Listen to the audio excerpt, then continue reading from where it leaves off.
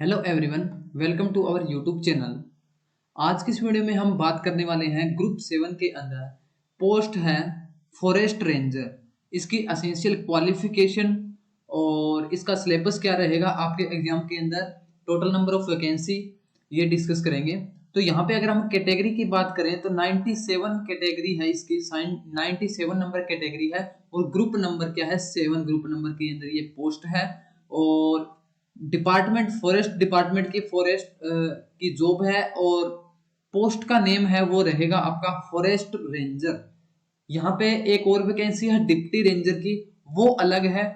अब हम जो डिस्कस कर रहे हैं वो है हमारी फॉरेस्ट रेंजर की पोस्ट है, यानी कि इसके अंदर आपकी ग्रेजुएशन मांगी गई है, वो भी देखेंगे इसकी क्वालिफिकेशन क्या रहेगी। और टोटल वैकेंसी की बात करें तो यहाँ पे 78 यहाँ पे टोटल वैकेंसी है और 28 वैकेंसी है जनरल की, और एससी कैटेगरी के लिए 14 और बीसीए कैटेगरी के लिए हमारे पास 12 पोस्ट है और बीसीबी की 7, ईडब्ल्यूएस की यहाँ पे 8 पोस्ट है। तो ये तो हमारा हो गया कि इसकी जो पोस्ट है वो कितनी है। अब देखते हैं क्वालिफिकेशन। यहाँ पे आप देख पा रहे हैं 97 नंबर के लिए जो क्वालिफिकेशन है वो क्या रहेगी बच्चों। यहाँ पे पहली देखो आप, जो पहली यहाँ पे कंडीशन है वो है candidate must possess bachelor degree in science और engineering of any recognised university with at least one of the following subject. यानी कि आपके पास क्या होना चाहिए, बीएससी होना चाहिए, या फिर आपके पास क्या है कोई इंजीनियरिंग डिग्री है, यहाँ पे सब्जेक्ट दे रखा है इनके अंदर, तो आप इसके लिए अप्लाई कर सकते हैं।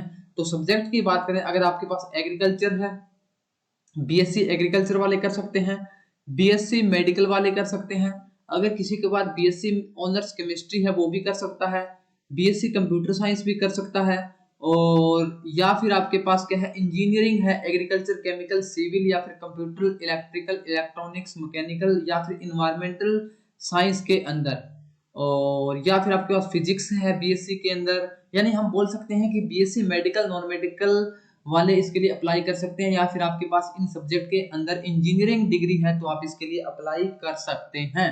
और इसके लिए कुछ फिजिकल स्टैंडर्ड दे रखा है। हाइट मेल कैंडिडेट की होनी चाहिए 163 सेंटीमीटर और चेस्ट आपकी अनएक्सपेंडेड होनी चाहिए 79 सेंटीमीटर, और चेस्ट आपकी एक्सपेंडेड होनी चाहिए 84 सेंटीमीटर, और आपकी रेस होगी यहाँ पे 25 किलोमीटर आपको करना है कंप्लीट 4 घंटे के अंदर।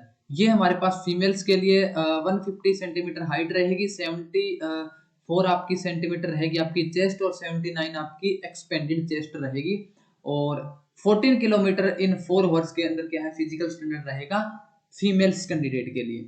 तो ये हमारे पास इसकी कुछ है क्वालिफिकेशन। अगर आप ये क्वालिफिकेशन आपकी फुलफिल होती है और आपका सीईटी क्वालिफाई है तो आप इसके लिए अप्लाई कर सकते हैं। कमेंट में आप बता सकते हैं कि आपका सीईटी का स्कोर कितना है अगर आप इस पोस्ट के लिए अप्लाई कर रहे हैं, तो ताकि हमें सभी स्टूडेंट को आइडिया लग जाए कि इस पोस्ट के लिए इतना स्कोर रह सकता है। तो जो भी स्टूडेंट अपना एक्यूरेट स्कोर है वो कमेंट कर सकते हैं। और इसके अलावा अगर हम बात करें इसके जो सिलेबस है वो की, तो सिलेबस इसका जो पैटर्न आपको पता है, 97.5 नंबर आपका रिटन एग्जाम रहेगा, 20 नंबर आपकी वेटेज रहेगी मैथ, रीजनिंग, साइंस और हरियाणा जीके की, और 10 नंबर का आपका कंप्यूटर यहाँ पे आएगा। और जो मेन सब्जेक्ट है जो कि आपका 70 नंबर का पूछा जाएगा इसके अंदर, 70% रहेगा, वो रहेगा आपका पहले इंट्रोडक्शन बॉटनी, यानी कि बॉटनी आपका यहाँ पे रहेगा पहला। उसके बाद में फंडामेंटल ऑफ जेनेटिक्स, ठीक है। तो फंडामेंटल ऑफ जेनेटिक्स यानी कि जो स्टूडेंट्स बीएससी नॉन मेडिकल के लिए हैं उनके लिए यहाँ पे थोड़ा सिलेबस में वो हो सकता है कि, क्योंकि ये जो सिलेबस है बेसिकली बायो से ज्यादा रिलेटेड है ना। तो अगर आपने बीएससी मेडिकल कर रखी है तो ये आपने पढ़ा होगा, जेनेटिक्स भी पढ़ा होगा, प्लांट ब्रीडिंग भी पढ़ी होगी, या फिर कोई स्टूडेंट एग्रीकल्चर से रिलेटेड है तो उसको ये सब्जेक्ट जो सिलेबस है वो ज्यादा अच्छी तरह से समझ में आएगा। क्योंकि ये जो कैटेगरी डाली गई है ना, ये जो एग्रीकल्चर पोस्ट लेवल के अंदर डाली गई है फॉरेस्ट डिपार्टमेंट वाली ग्रुप 7 के अंदर, यानी कि जो सिलेबस है ना वो बीएससी एग्रीकल्चर लेवल का रहेगा यहाँ पे। और इसके बाद में यहाँ पे फंडामेंटल्स ऑफ क्रॉप फिजियोलॉजी है, principle of seed technology, intellectual property rights है, और क्रॉप इंप्रूवमेंट है, इंट्रोडक्टरी बायोटेक्नोलॉजी है, कॉमर्शियल प्लांट ब्रीडिंग है, environmental studies and digester management, ये यहाँ पे टॉपिक है, इन्वायरमेंट से रिलेटेड है।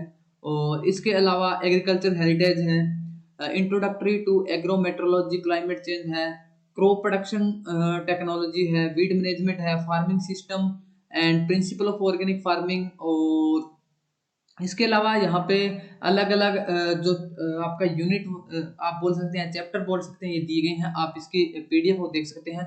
यहाँ पे इसका सिलेबस है वो काफी लेंथी दिया गया है, तो जो भी एग्रीकल्चर बैकग्राउंड के हैं उनके लिए तो ये काफी इजी रहेगा कवर करना।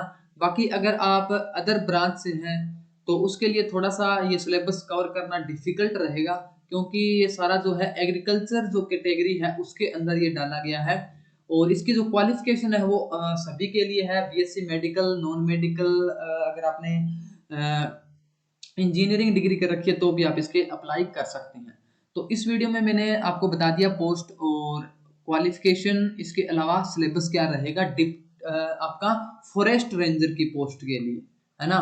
फॉरेस्ट रेंजर की पोस्ट है, डिप्टी रेंजर वाली अलग है, वो हम 12th लेवल की है, उसका अलग से सिलेबस है। बट जो आपका फॉरेस्ट रेंजर के लिए सिलेबस रहेगा वो आपका रहेगा ग्रुप 7 का जो सिलेबस है वो रहेगा। इस वीडियो में इतना ही। अपना सीईटी स्कोर जरूर मेंशन करें कमेंट के अंदर। मिलते हैं एक नई वीडियो के साथ। Thank you.